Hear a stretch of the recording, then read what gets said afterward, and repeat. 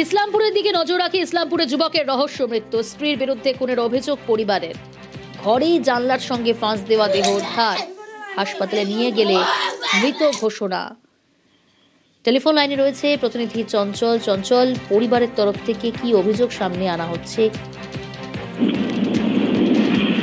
দেখো, তোমায় জানিয়ে রাখি যে ইসলামপুর থানার যে ইসলামপুর শহরের যে রামকৃষ্ণপল্লী এলাকার বাসিন্দা টিঙ্কু নন্দী দীর্ঘদিন ধরেই কিন্তু বাড়িতে তার একটা অশান্তি ছিল তার স্ত্রীকে নিয়ে, যে টাকা পয়সা হোক বা যে কোনো বিষয় নিয়ে। তবে পাশাপাশি যে পরিবারের তরফ থেকে একটা অভিযোগ করা হচ্ছে যে স্ত্রীর সাথে যে টিঙ্কু নিহত তার স্ত্রীর সাথে কিন্তু দেখা গেছে যে অন্য কোনো যুবকের একটি সম্পর্ক রয়েছে।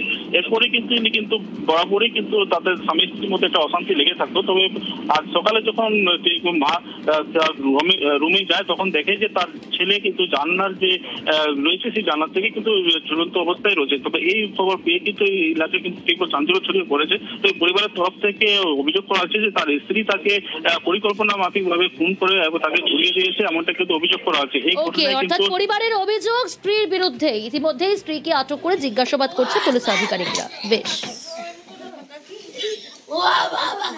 আত্মহত্যা না, ওকে মারছে। কে মারছে? বই মারছে। কোনদিন অশান্তি হতো? বেশ কিছুদিন যাবে অশান্তি করতেছে। কি নিয়ে অশান্তি? অশান্তি ওর টাকাগুলো লাগে, 3 লাখ টাকা তো ট্রান্সফার করে নিচ্ছে।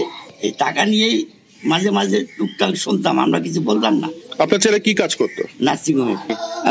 ওকে পরিকল্পনা ভাবেই মারছে। কোথাও আঘাত রয়েছে শরীর? হ্যাঁ, ওই কপালের দাগ আছে একটা। ওকে যে বাড়ি দিছে, ওই বাড়ি দিয়েই সেন্সেস করে তারপরে এই কাণ্ড করছে মনে হচ্ছে।